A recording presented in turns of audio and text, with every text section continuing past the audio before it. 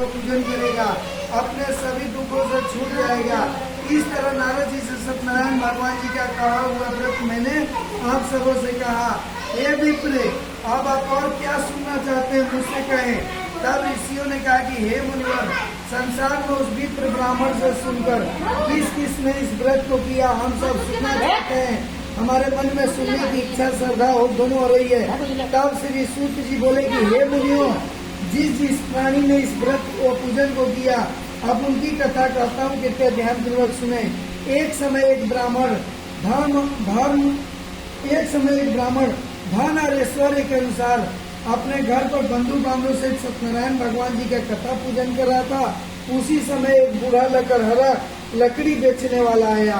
प्यास से व्याकुल लकड़हारे ने लकड़ियों का गट्ठर दरवाजे के बाहर में रख दिया और पानी पीने के लिए ब्राह्मण के घर में चला आया। ब्राह्मण को व्रत व पूजन करते देख अपनी प्यास को भूल गया और नमस्कार करके पूछने लगा कि हे ब्राह्मण देवता, भक्ति में लीन होकर आप किसका पूजन कर रहे हैं? इस व्रत को करने से क्या फल मिलता है? कृपया मुझे बताइए, मेरी सुनने की तीव्र इच्छा हो रही है।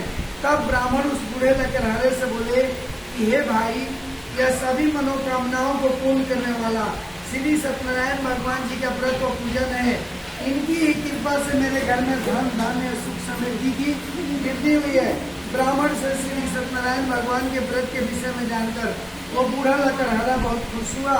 भगवान के चरणामृत ले प्रसाद ग्रहण कर भोजन करने के उपरांत वो अपने घर पहुंचा और अगले दिन लकड़हारे ने अपने मन में संकल्प किया कि आज नगर में लकड़ी बेचने से जो भी धन रुपया पैसा मिलेगा मैं उसी से सर्व शक्ति संपन्न महान शक्तिशाली सत्यनारायण भगवान जी का पूजन व व्रत करूंगा।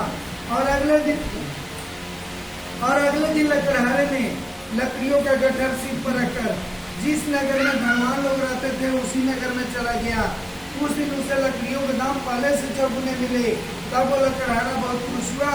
भगवान की पूजन हेतु पके केले साथ दही दूध गेहूं घी पान फूल रोटी मोली कलावा घर लेकर घर आया। बंधु बांधव को बुलाकर विधि विधान पूर्वक सत्यनारायण भगवान जी का पूजन व व्रत किया। उस व्रत के प्रभाव से वो बूढ़ा लकड़हारा धन पुत्र आदि से भरपूर होकर संसार के समस्त प्रकार के सुख होकर अंत में वो परम वैकुंठ धाम को गया। तीसरी स्कंद खंडे खंडे श्री सत्यनारायण भगवान व्रत के तक तीसरा अध्याय संपूर्ण। एक बार बोले सत्यनारायण भगवान की जय, बोले विष्णु भगवान की जय, लक्ष्मी सरस्वती की जय, कार्तिक गणेश की जय, पवन सुत हनुमान की जय, दुर्गा भवानी की जय, उमा महेश्वर की जय, नंदी जी भगवान की जय, गणपति भगवान की जय, कार्तिक जी भगवान की जय, प्रतुभा जी भगवान की जय, वीरभद्र भगवान की जय, कुबेर जी भगवान की जय।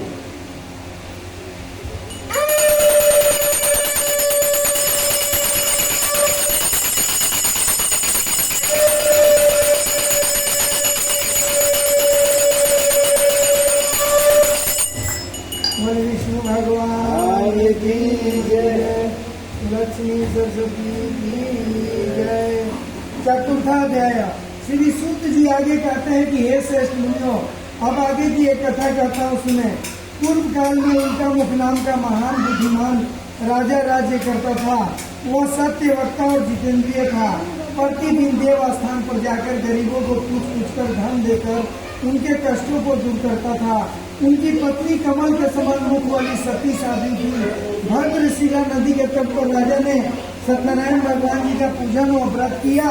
उस समय वहाँ साधु नाम का वैष्णव व्यापारी आया। उसके पास व्यापार हेतु बहुत सा धन था। वो नाव को किनारे पर ठहराकर राजा के समक्ष आया। राजा को व्रत और पूजन करते देख नमस्कार करके पूछने लगा कि हे राजन, भक्ति में लीन होकर आप किसका पूजन कर रहे हैं? इस व्रत को करने से क्या फल मिलता है? कृपया मुझे बताइए, मेरी सुनने की इच्छा हो रही है। तब महाराज उल्टा मुख बोले कि हे साधु बनिए, मैं अपने बंधु बांधव के साथ पुत्र की प्राप्ति के लिए सर्व शक्ति संपन्न महान शक्तिशाली सत्यनारायण भगवान जी का व्रत और पूजन कर रहा हूँ। राजा के भक्ति वचनों को सुनकर साधु नामक वैश्य ने आदर से कहा कि हे राजन, मुझे भी इस व्रत के संपूर्ण विधि विधान का सुनाइए। मैं भी आपके कहने के अनुसार इस व्रत को अवश्य करूंगा, क्योंकि मैं भी संतानहीन हूँ और मुझे पूर्ण विश्वास हो रहा है इस व्रत को करने से निश्चित रूप से मुझे संतान की प्राप्ति होगी।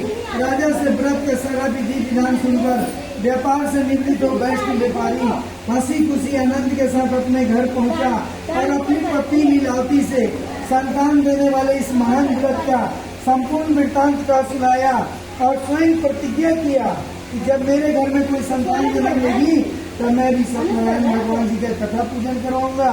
एक दिन साधु वैष्णव की पत्नी लीलावती संसारिक धर्म से प्रवृत्त होकर सत्यनारायण भगवान की कृपा से गर्भवती हो गई। 10वें महीने में उसने एक सुंदर कन्या को जन्म दिया। कन्या अपने पिता के घर में नित्य इस प्रकार बढ़ने लगी जैसे शुक्ल पक्ष के चंद्रमा तेजी से बढ़ता है। कन्या का नाम कलावती रखा गया। तब एक दिन लीलावती ने मीठे शब्दों में अपने पति को स्मरण दिलाया, याद दिलाया कि हे नाथ, आपने जो सत्यनारायण भगवान जी का कथा पूजन करवाने को कहे थे तो अब आप करवा लीजिए, क्योंकि अब अपने घर में संतान भी जन्म ले चुकी है। तब साधु बनिया बोला कि अरे अभी जल्दी क्या है, अभी कन्या का जन्म ही तो हुआ है, मैं इसके विवाह में इस कथा पूजन को करवा लूंगा। इस प्रकार अपनी पत्नी को आश्वासन देकर व्यापार करने के लिए दूसरे नगर में चला गया। इधर कलावती पिता के घर में बड़ी हो गई। तब एक दिन नगर में सखियों के साथ साधु वैश ने अपनी बेटी कलावती को खेलते देखा तो एक दूत को बुलाकर आज्ञा दिया कि हे दूत, हमारी पुत्री हेतु एक सुयोग्य सुशील बड़ी पुत्र खोज कर ले आओ। उनकी आज्ञा सुनकर दूत कंचन नगर पहुंचा।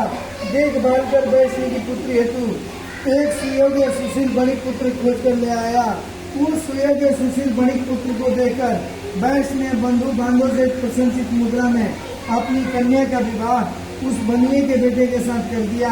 परंतु दुर्भाग्य की बात है कि विवाह के समय भी सत्यनारायण भगवान जी का कथा पूजन करवाना भूल गया, जिससे सत्यनारायण भगवान क्रोधित हो गए और उन्होंने उसको श्राप दिया कि जाओ, तुमको कठिन से कठिन दुख प्राप्त हो, कड़ा से कड़ा दुख मिले। ऐसा कहकर सत्यनारायण भगवान जी अंतर ध्यान हो गए। साधु वैश ने अपने जमाई को भी साथ लेकर व्यापार करने के लिए समुद्र के समीप स्थित रत्नसारपुर नामक नगर में पहुंच गया। दोनों ससुर जमाई राजा चंद्रकेतु के नगर में व्यापार करने लगे। तब एक दिन सत्यनारायण भगवान की माया से प्रेरित हो दो चोर राजा के धन को चुरा कर भागे जा रहे थे।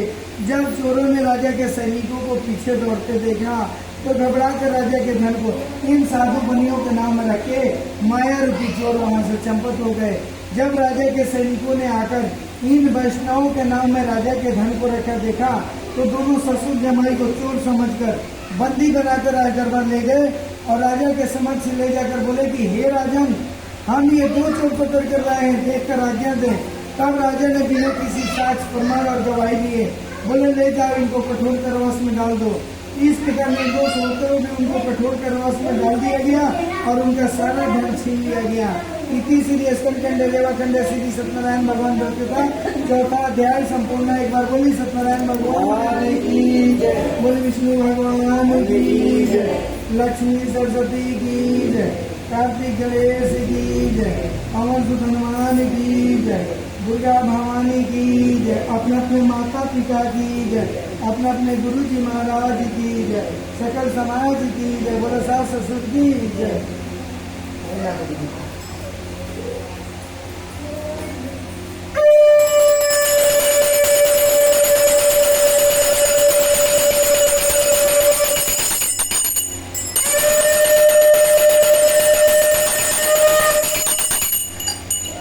बोली विष्णु भगवान की जय। पंचमा अध्याय। सत्यनारायण भगवान के इस श्राप के कारण साधु वैष्णव की पत्नी लीलावती कन्या कलावती दोनों घर पर बहुत दुखी हुई। उनके घर में रखा धन चोर चुरा ले गया, रोग बलाय घेर लिया, खाने पीने को आफत हो गई। तब एक दिन भोजन की चिंता में लीलावती की कन्या कलावती एक ब्राह्मण के घर गई। वहाँ उसने सत्यनारायण भगवान जी का कथा पूजन होते देखा।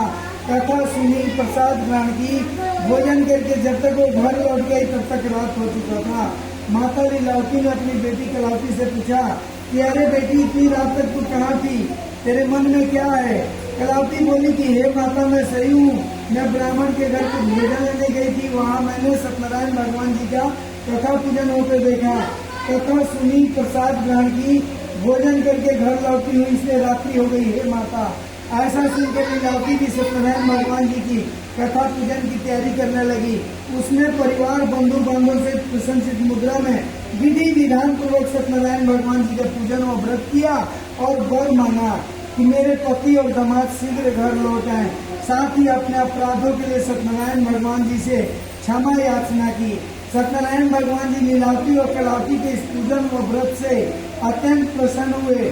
वहाँ उन्होंने राजा चंद्रकेतु को स्वप्न में दर्शन देकर कहा कि हे राजन, जो जनों वैष्णवों को तुमने बंदी बना रखा है वे निर्दोष हैं, उन्हें प्रातः काल होते ही छोड़ दो, और जो धन तुमने उनके लिए रखा है उन्हें आदर के साथ लौटा दो, न तो मैं तुम्हारा राजपाट पुत्रादि सब कुछ का हर्ष कर दूंगा। ऐसा कहकर सत्यनारायण भगवान जी इनपर ध्यान हो गए। प्रातः काल हुआ, राजा ने सभा बुलाया, रात वाली स्वप्न सभा में सबको कह सुनाया और स्वयं अपने सैनिकों को आज्ञा दिया कि जाओ दोनों बनिए के बेटों को कैद खाने से मुक्त करके इस सभा में लाया जाए। दोनों ने सभा में आते ही राजा को नमस्कार किया। राजा ने कोमल वचनों में उनका आदर सत्कार करते हुए कहा कि हे महानुभावों, आपका दुर्भाग्य कैसे कठिन दुख प्राप्त हुआ है, अब आपको कोई भय नहीं है, आप भय मुक्त हो। ऐसा कहकर राजा ने उनको नए नए वस्त्र आभूषण पहनाए और जितना भी उन बनियों का नाम धन ले रखा था उसे भी दुगुना धन देकर आदर के साथ विदा कर दिए और वो दोनों वैष्णवी हंसी खुशी आनंद के साथ अपने नगर को चल दिए। इतनी श्री स्कंद खंडे देव खंडे श्री सत्यनारायण भगवान व्रत कथा 5वां अध्याय संपूर्ण। एक बार बोले सत्यनारायण भगवान की जय, बोले विष्णु भगवान की जय, लक्ष्मी सरस्वती की जय, कार्तिक गणेश की जय, शंकर भगवान की जय, पवन सुत हनुमान की जय।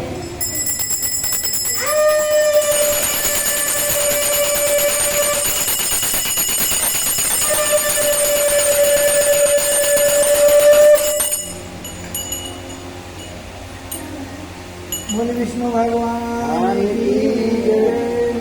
छठे अध्याय श्री सूत जी आगे कहते हैं कि जब कैद खाने से छूटे तो वैष्णव ने मंगलाचरण करके यात्रा आरंभ किया। अभी वो थोड़ी दूर आगे बढ़े थे कि दंडी वेशधारी सत्यनारायण भगवान एक दंडी यानी एक राही का वेश धारण करके उनके समक्ष पहुंचकर आदर के साथ बोले कि हे साधु, तुम्हारी नाम में क्या है? अभिमानी दोनों हंसते हुए बोले कि हे साधु, आप क्यों पूछ रहे हैं? क्या आपको धन दौलत लेने की इच्छा हो रही है? मेरे नाम में कागज लत्ते पत्ते घास भूसे भरे पड़े हैं, कहिए तो मैं उठा के दे दूं। वो स्वयं विष्णु भगवान थे, सत्यनारायण भगवान थे। इन वैष्णव का कठोर वचन सुनकर उन्होंने कहा एवं अस्तु तथा अस्तु, जाओ जैसा तुमने कहा है ऐसा ही हो जाए। ऐसा कहकर दंडी वेशधारी सत्यनारायण भगवान कुछ दूर जाकर समुद्र के किनारे बैठ गए। नित्य क्रिया से निवृत्त होने के पश्चात जब वैष्णव ने नाव को ऊंचा उठा हुआ देखा तो नाव में कागज लत्ते पत्ते घास भूसे देकर दोनों ससुर जमाई मूर्छित होकर गिर पड़े। मूर्छा खुलने पर शोक प्रकट करने लगे कि हे भगवान, ये क्या हो गया, कैसे हो गया? मेरे हीरे जवाहरात सोने चांदी रुपया खजाना कहाँ गया और कहाँ से लता पता आ गया? तब उनके जमाई ने कहा कि आप शोक न कीजिए, ये उसी दंडी महाराज के श्राप के कारण हुआ है जो समुद्र के तट पर बैठे हैं। अतः हमें उनके शरण में चलना चाहिए, तभी हमारी मनोकामना पूर्ण होगा। दोनों उस दंडी महाराज के पास पहुंचे, अत्यंत भक्ति भाव से प्रणाम करके बोले कि हे प्रभु, मैंने जो आपसे असत्य वचन बोले थे ना, उसके लिए क्षमा प्रार्थी हूँ। ऐसा कहकर वो दुखी होकर रोने लगे। तब सत्यनारायण भगवान जी बोले कि हे बड़े पुत्र, मेरे श्राप से बार बार तुमको दुख होता है, तब भी तू मेरी पूजा से मुंह मोड़ रहा है। तब वैश्य ने कहा कि हे प्रभु, आपकी माया ब्रह्मा आदि देवी देवता भी आपके स्वरूप को नहीं जानते, तब मैं भला ज्ञानी कैसे जान सकता हूँ? आप हम पर प्रसन्न होइए, हम अपने सामर्थ्य के अनुसार आपकी पूजा अर्चना करेंगे और मेरी नौका पहले जैसा धन से पूर्ण कर दीजिए। उनके भक्ति वचनों को सुनकर सत्यनारायण भगवान प्रसन्न हो गए और उनको इच्छा अनुसार वर देकर वहीं से अंतर ध्यान हो गए। तब वैष्णव ने आकर देखा, उनका नाम पहले जैसा हीरे जवाहरात सोने चांदी रुपया खजाना से भरा हुआ था। फिर वहीं बंधु बांधव से प्रशंसित मुद्रा में विधि विधान पूर्वक सत्यनारायण भगवान जी का पूजन और व्रत करके अपने नगर को चल दिए। जब अपने नगर के निकट पहुँचे तब उन्होंने एक दूत को अपने घर भेजा कि हे दूत, हमारे घर जाओ और साहूकारनी को संदेश दे दो कि साहूकार साहब नगर के समीप आ गए हैं और बहुत जल्दी घर पहुंचने वाले हैं। जब दूत उनके घर गया तो माता लीलावती कन्या कलावती दोनों ही सत्यनारायण भगवान जी की कथा पूजन कर रही थी। दूत ने नमस्कार करके उनके पति के आने का संदेश सुनाया तो माता लीलावती अपनी बेटी कलावती से बोली कि अरे बेटी, मैं तो चली अपने पति की दर्शन करने के लिए, तू भी इस काम को खत्म कर, छोड़ छाड़ के तू भी आजा अपने पति की दर्शन कर ले। लीलावती के जाते ही कन्या कलावती भी पूजा और प्रसाद ऐसे ही छोड़कर चल पड़ी अपने पति की दर्शन करने के लिए। इस पूजा और प्रसाद के त्याग के कारण सत्यनारायण भगवान जी रुष्ट गए और उन्होंने उन दोनों के पति को नाव से पानी में डुबो दिया। जब माता लीलावती कन्या कलावती दोनों समुद्र के तट पर पहुंची, अपने अपने पति परमेश्वर को नहीं देखी तो माँ बेटी दोनों मूर्छित होकर गिर पड़ी। अपनी पत्नी और बेटी की दशा देखकर साधु वैष्णव ने बोला, हे प्रभु, मुझसे या मेरे परिवार से क्या भूल हुई है, उसके लिए क्षमा प्रार्थी हूँ। ऐसा कहकर वो दुखी होकर रोने लगा। तब सत्यनारायण भगवान जी आकाशवाणी करके संदेश दिए कि हे साधु बनिए, तेरी पत्नी और तेरी बेटी ने मेरा पूजा और प्रसाद छोड़कर आई है, इसलिए इनका पति अदृश्य हो गया, डूब गया है। यदि ये घर जाकर मेरी पूजा पूर्ण करके प्रसाद खाकर लौटेंगी तो इनके पति के दर्शन अवश्य होंगे। ऐसा कहकर सत्यनारायण भगवान जी अंतर ध्यान हो गए। लीलावती और कन्या कलावती दोनों घर गई, मिलजुल कर सत्यनारायण भगवान जी की कथा पूजन करी, मिल बांट कर प्रसाद खाई, तत्पश्चात आकर अपने अपने पति की दर्शन किए। फिर वहीं बंधु बांधव से प्रसन्नचित्त मुद्रा में विधि विधान पूर्वक सत्यनारायण भगवान जी का पूजन और व्रत करके इस लोक में सुख होकर अंत में वो स्वर्ग लोक हो गए। इसीलिए स्कंद लेवा खंड श्री सत्यनारायण भगवान व्रत का छठा अध्याय संपूर्ण है। एक बार बोले सत्यनारायण भगवान की जय, बोले विष्णु भगवान की जय, दुर्गा भवानी की जय, निर्माण के भूख लगा की जय। सोमारी है तो आपका दूसरी व्रत हो गया ना, सोमारी भी हो गया।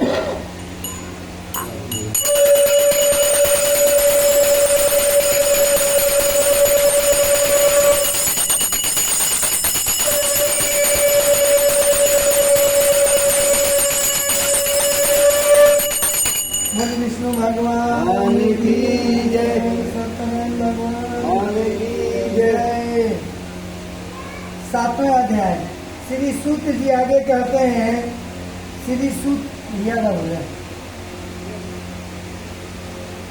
सातवां अध्याय बोले सत्यनारायण भगवान की जय। श्री सूत जी आगे कहते हैं, हे ऋषियों, अब मैं एक और भी कथा कहता हूँ, सुने। प्रजा पालन में लीन तुंगध्वज नाम का राजा था। उसने भगवान सत्यनारायण देव का प्रसाद के आकर न लेकर घोर कष्ट पाया। एक समय राजा बनने में वन्य पशुओं को मारकर बड़ के वृक्ष के छाए में आराम कर रहा था। वहीं बगल में कुछ दूर के ग्वाले लोग सत्यनारायण भगवान जी की कथा पूजन कर रहे थे। राजा अहंकार में उस पूजा की जगह पर नहीं गया। जब पूजा पूर्ण हुआ, वो प्रसाद देने आए तो राजा प्रसाद भी नहीं लिया।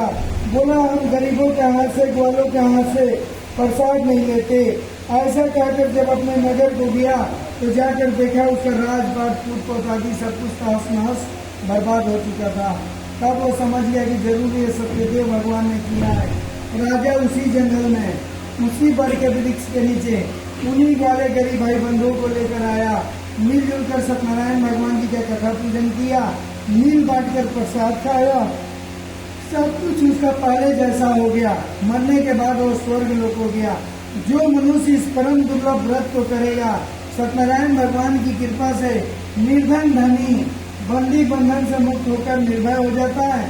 संतानहीन को संतान की प्राप्ति होती है तथा सारे मनोरथ पूर्ण होकर अंत में वो परम वैकुंठ धाम को जाता है। जिन्होंने पहले समय में इस व्रत और पूजन को किया, आप उनके दूसरे जन्म की भी कथा सुन लीजिए।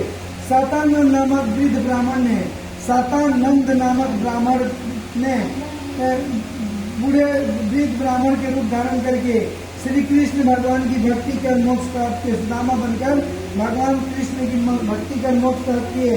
उनका मुख नाम के महाराज राजा दशरथ बने। उन्होंने श्री रंगनाथ का पूजन कर वैकुंठ धाम को प्राप्त हुए। साधु नाम का वैष्णव व्यापारी धर्मात्मा सत्य प्रतिज्ञा राजा मोर ध्वज बनकर अपने पुत्र को आरे मशीन में लकड़ी की तरह चीर कर मोक्ष प्राप्त किया। महाराज तुम ध्वज स्वयं भू मनु हुए, उन्होंने बहुत से लोगों को भगवान की धरती में लेकर मोक्ष प्राप्त किया। लकड़हारा भील अगले जन्म में गुहान नामक निषाद राजा हुआ, जिसने भगवान राम की चरणों की सेवा कर वही केवल भगवान राम की चरणों की सेवा कर मोक्ष प्राप्त किया। 21 स्कंद खंड श्री सत्यनारायण भगवान बोलते था 7वां अध्याय संपूर्ण। एक बार बोले सत्यनारायण भगवान की जय, बोले विष्णु भगवान की जय, लक्ष्मी सरस्वती की जय, कार्तिक गणेश की जय, पवन हनुमान की जय, दुर्गा भवानी की जय, भैरव जी महाराज की जय, अपने अपने माता पिता की जय, सकल समाज की जय, सत्य की जय हो।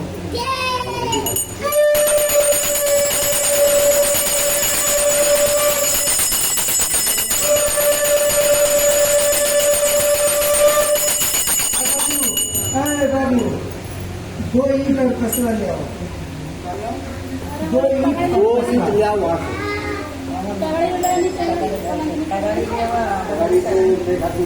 हाँ वही ले आओ। बोलिए प्रियंका, तसला ले अंदर से। एक बार ना मेरा लड़का छोटा सा ही था, तो लोहे का दरवाजा था, अंदर से कुंडी लगा लिया था और चिल्ला रहा था, रो रहा था। और जितना ही हम लोग ऊपर से एक छोटा सा दरवाजा था भागते तो उतना ही, और ऊपर था जितने भी इशारे किए खोल दे खोल दे खोल दे खोल इसको खोल, और वो देख के चिल्लाता था, रोता था किसी का। लास्ट में जानते साहब 6 हथौड़ी लिया के दरवाजे की कुंडल काटे, तो अब भी वो चिल्ला रहा था। तो हमने बोला चिल्लाए चाहे जो भी हो, दरवाजा तो फटाफट काटे। ये कहाँ यहाँ पे रखे कहाँ? ये आगे ले लीजिए, हम कसला इधर दीजिए, कसला 1 मिनट हमको दीजिए। भगवान की याद अरे सही है भगवान की याद करते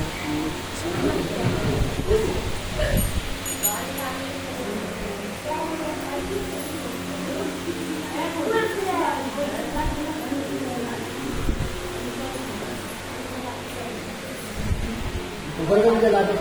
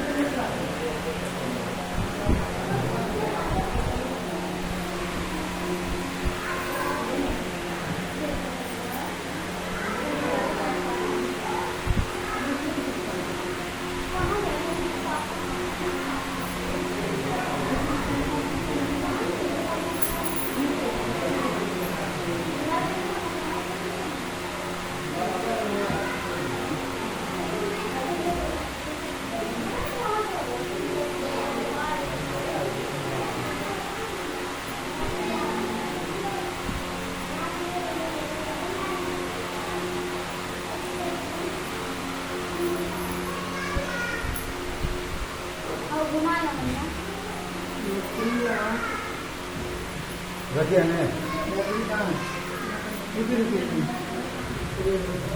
लकड़ी देता है और लकड़ी मंगाओ तो हो जाएगा।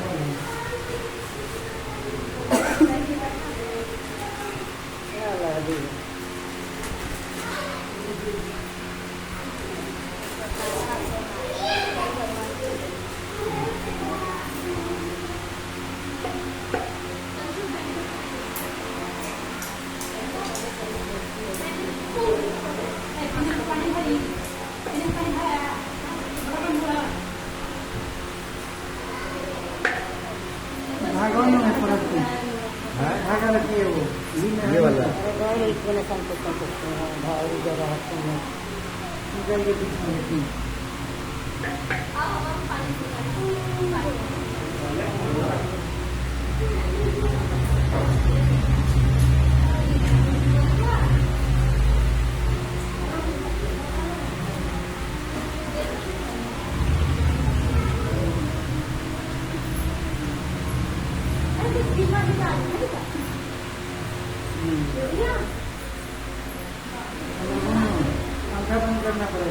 काम आ जाएगा कपड़ा पूरे घर में।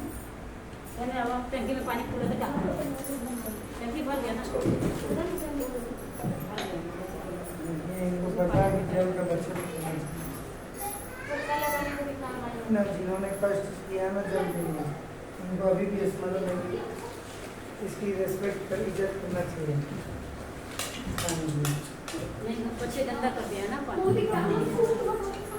टाइम है पोछा में भी जब हम काम आ बजरंग चौक पे यहाँ से बजरंग चौक पानी भर भर के ले जा फोन जाओ आ हाँ? ये फोन जल हाँ लाइट ये लाइट ही आँख में है ना, इसलिए जल जाता है। पता वो अभी हो जाएगा। प्रकाश नहीं हाँ सुनिए अग्नि देवता की पूजा करेंगे। बोलिए हरि ओम तत्सत अर्थ अस्मिन् यज्ञ कर्मणि पुण्य आवाहनम पंचभूत संस्कार पूर्वकम आवाहिताम देवताम श्री गौरी गणेश पूजनम कलश पूजनम वरुण पूजनम ब्रह्मा पूजनम विष्णु पूजनम रुद्र देवता नित्यम पूजनम अर्थ गायत्री सावित्री पूजनम नवग्रह देवता द्वितीय पूजनम श्री सत्यनारायण स्वामी पूजनम उसी में रख दीजिए पूजनम और बाद में निकालेंगे ना पूजनम बोले श्री सत्यनारायण स्वामी पूजनम कथा हवनम च